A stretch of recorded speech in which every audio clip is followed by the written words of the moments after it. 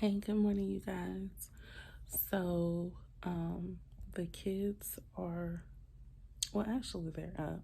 My son, he typically, when he feels that I get up, because he sleeps in the bed with me, but we're breaking that habit when he turns 6. Um, but he'll get up, and then my daughter, she's usually shortly up. So, excuse me. They are up, but they're still in the bed. So now this is my time where I just have some relaxing me time, because usually everybody in the house is still in the bed sleep or still in the bed. Haven't made it downstairs yet. So this is the time where I would read my Bible, I would journal, drink my coffee, and just meditate and spend quiet time with the Lord and just have quiet time. It is so needed. This is actually my me time. So today is Sunday. Excuse me. Today is Sunday, and we're going to church. Lena's gonna be doing a dance today, so we're going to church, and I'll get some footage of that. But right now, I'm about to have my coffee and Bible time, so I will check in a little later. And I need it. Let me just say, I need it today. I need it because I've been a little down. And I don't even want to talk about it right now because it's going to make me start crying. But I'll talk about it a little later and let you guys know. But I need this time, so I'll check in with you guys later. Okay, good morning, you guys. I'm back, and I'm on my way to church. My daughter had to get there a little early because, like I mentioned earlier, she is dancing, and so we're on our way to get there a little early. But in the car is my time for me to like kind of vent, get things off my chest. It's kind of like me time, right? And me time for me is so good for my mental health because I need that. Because I'm in an industry where I deal with so many people and so many personalities a day. I need the time to sit with myself, and I'm teaching my children to respect that time because they have me like all the time. It's always mommy, mommy, mommy, and it's always Miss Wells, Miss Wells, Miss Wells, with my clients, and Deanna. So I'm teaching people to respect my me time. So anyway, this is the time where I get to vent and I can do my coffee chats with you guys. So like I said, we're on our way to church, but before I got in the car, I was talking about I was feeling like a little down a little bit, and I must say, like early this morning around 1-2 o'clock this morning, I just had a good cry. And I think I know I needed that cry. I know I did. I'm the type of person, I keep a lot of things to myself. And I live a very private life.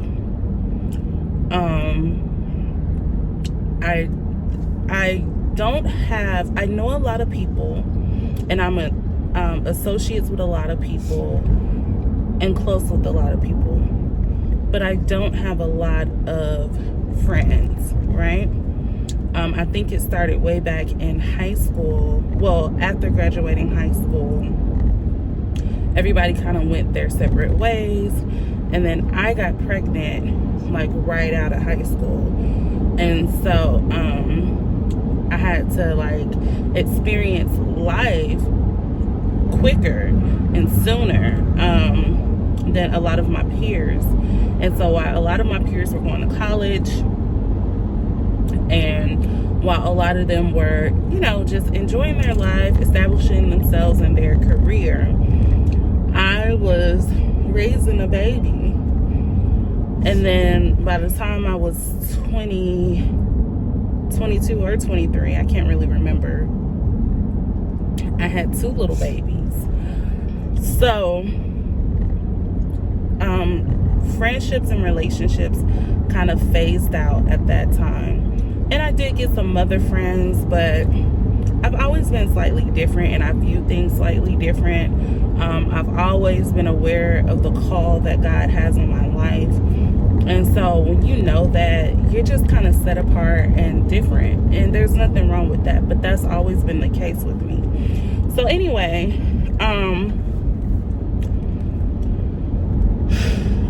I had to have that good cry. And I mean, I was boo-hooing, because I realized that I am turning 30. And what is bothering me, I guess you could say, is that when you're a little girl, you have this dream and this vision of your life and how your life is going to be. And, you know, once you have this dream and vision of your life and how your life is going to be, married, kids, establishing your career, all of those things,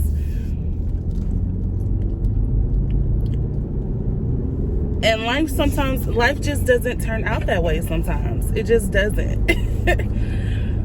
And so here I am. I'm thinking about my life. I'm thinking about what I accomplished, what I didn't accomplish.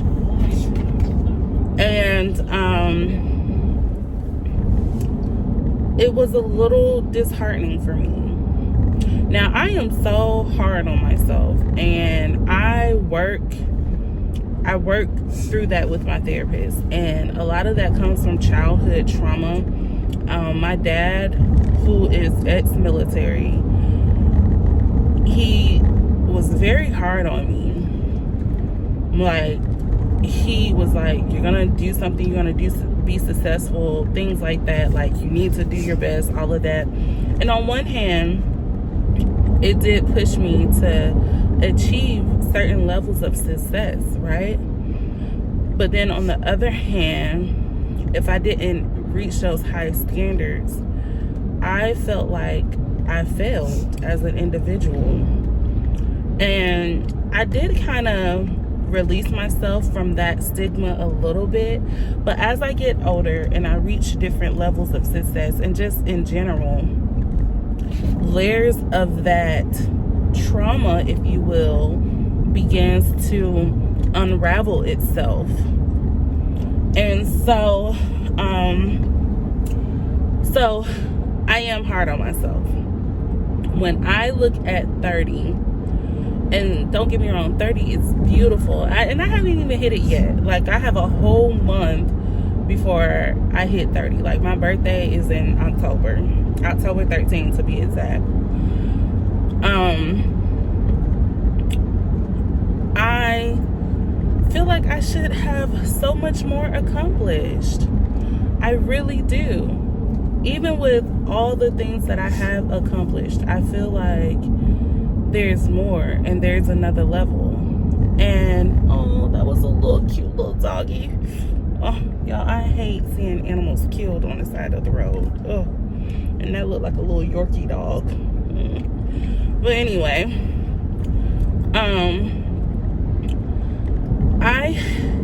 I feel like there's so much more for me to accomplish, right? And 30 is still young, so let's be clear about that. Like, 30 is still young, but it's not as young as 25 or 20. And when I look at some of my peers at 30, they have accomplished so much. I'll say this. So because of my business and what I do, I have been able to, I guess, bump shoulders and create relationships with some extremely successful people.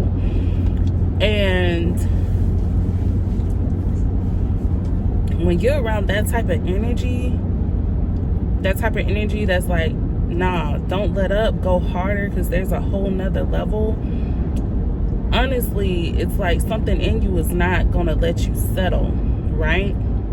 Something in you is just not gonna let you settle.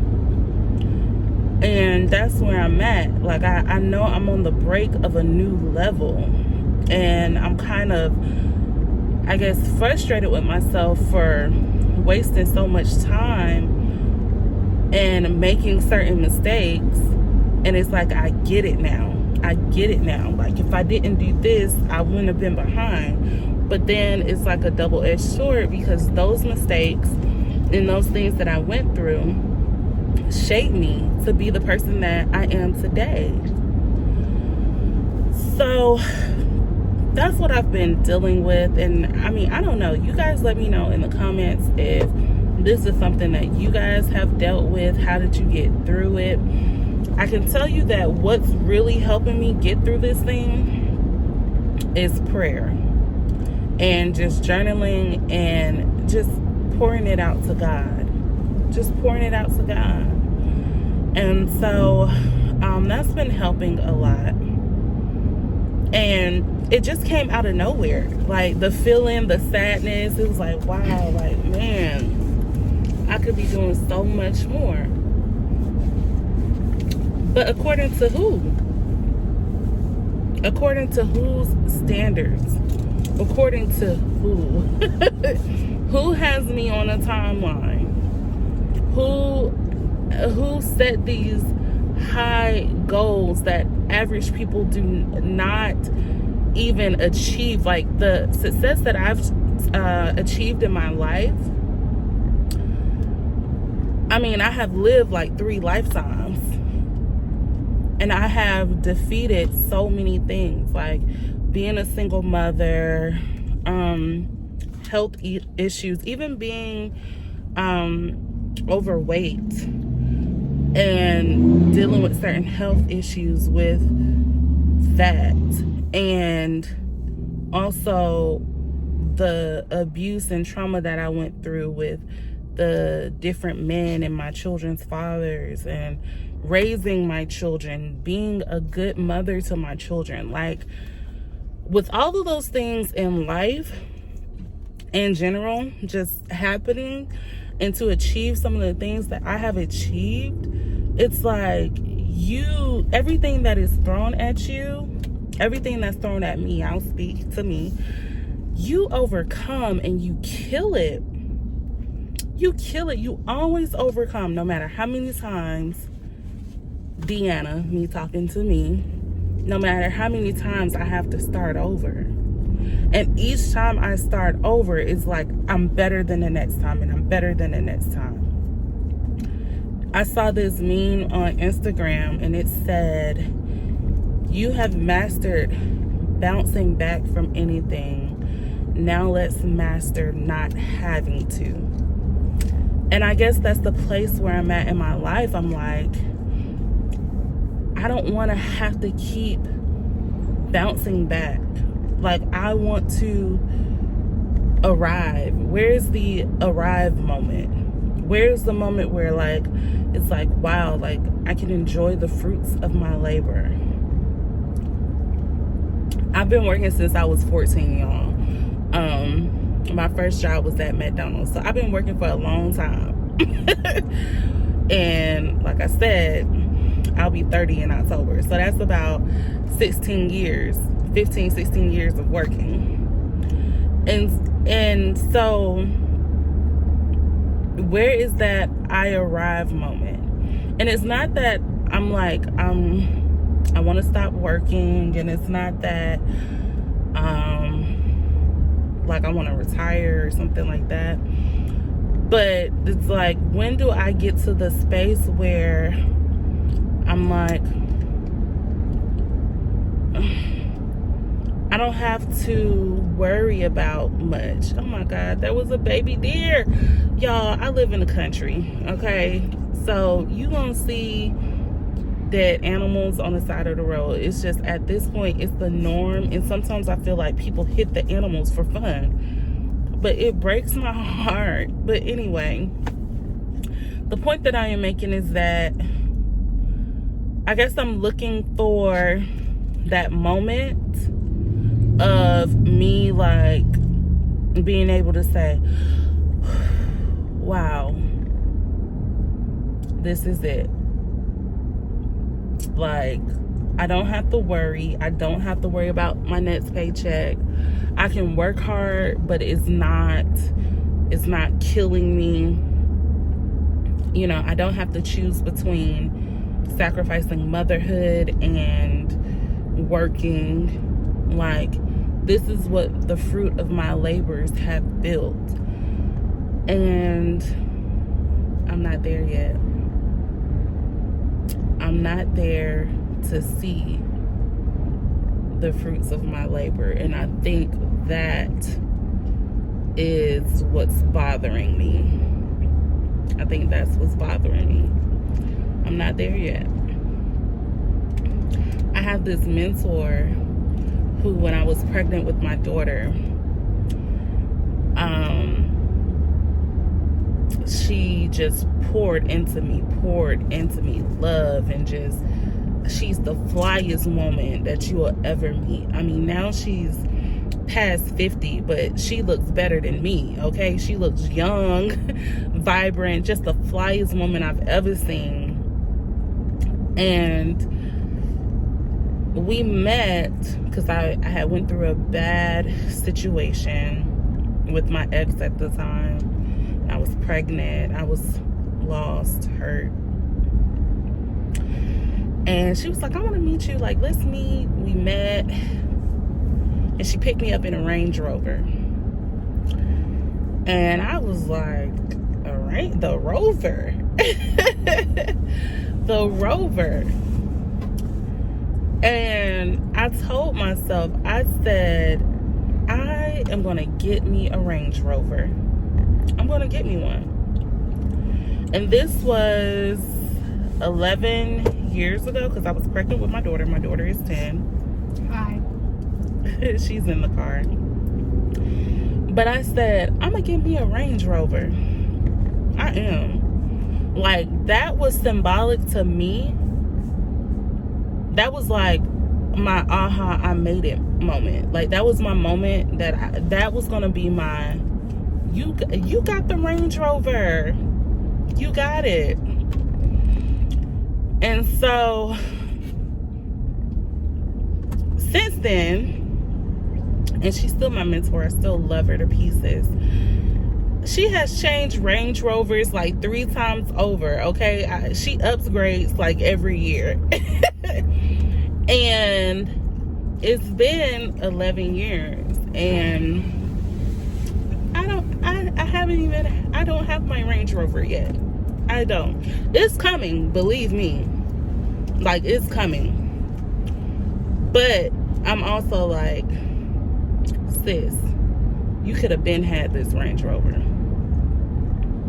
Now, because I'm also a realist, I realize that some of this is my fault. Like, I take full responsibility for all of my actions. I take full responsibility for not doing the work that should have been done.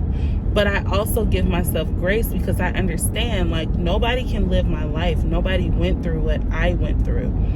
Nobody can balance out things that need to be balanced out, you know? And what is balance? Like, I don't know if balance really exists. And that's why you need God, because if you could find balance in your life, I mean, would we need God? You can have peace, but I don't know if we will ever reach a place where it's like you're able to manage it all. Because then what would we need God for? But the point that I'm making is that, yeah, I take responsibility for my actions. I take responsibility for being lazy. I take responsibility for it all. But because I take responsibility for it all, and I'm also willing to do the work, mental, physical, emotional, all of that, it's like I'm ready to graduate to that level.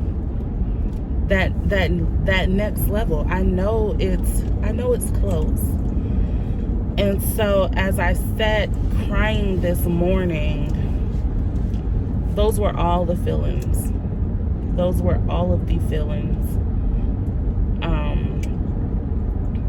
that I was having. That was all of it. I sat crying this morning, and I knew that there were some places where I messed up and it delayed some things.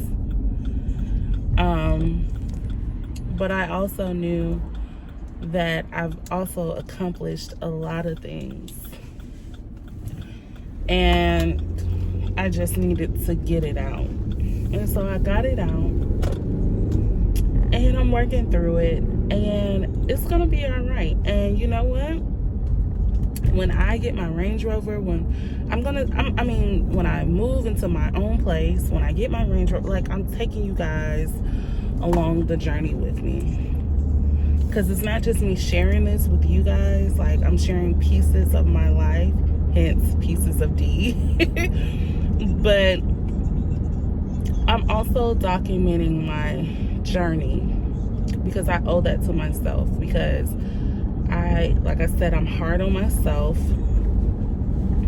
and I achieved a lot of things, and I didn't even really celebrate some of the things that I achieved. And that's why when I want something, I do it, or I get it, because I'm like, I've done so much, and I've achieved so much, and it's like it's constantly on to the next thing, because I'm not where I feel like I should be, and I'm focusing on that. But it's like the blessing is in the journey. So I just wanted to share those thoughts with you guys. Feel free to pray. Feel free to leave me encouraging words in the comments. And we're almost there at the church. So I will talk to you guys later. Because over 100 times in the scriptures, we see God telling us to ask him. Over 100 times in the scriptures, we see God telling us to ask him. He's saying, ask me, ask with me. Matthew 7, it says, ask what? This is Matthew 7, verses 7 and 8. It says, ask and it will be given to you. Seek and you will find. Knock and it will be open to you. Next part. For everyone who asks receives, and he who seeks finds, and to him who knocks it will be open. Let's read that together, verses 8. On the count of 3. 1, 2, 3. For everyone who asks receives, and he who seeks finds, and to him who knocks it will be open. Okay? But now I got to make a point. So here's the thing.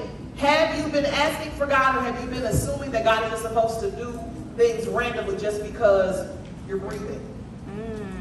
Maybe some of the things have not changed. Maybe some of the things that you're going through in your life have not changed because you just simply haven't asked him to change them.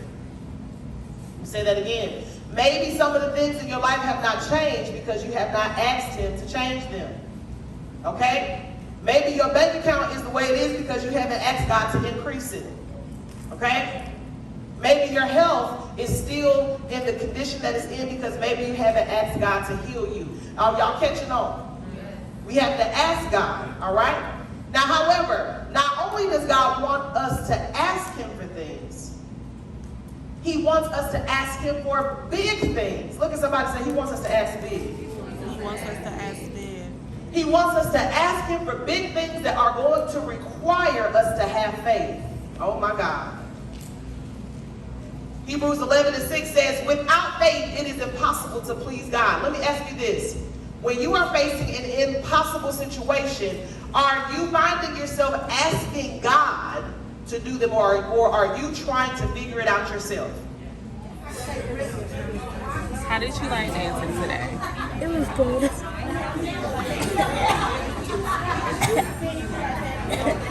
Were you nervous? I thought I was going to throw up. What? You was that nervous? You did so good. Are you proud of yourself? Yeah.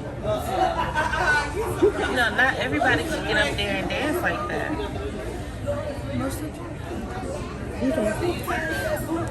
Okay. They can.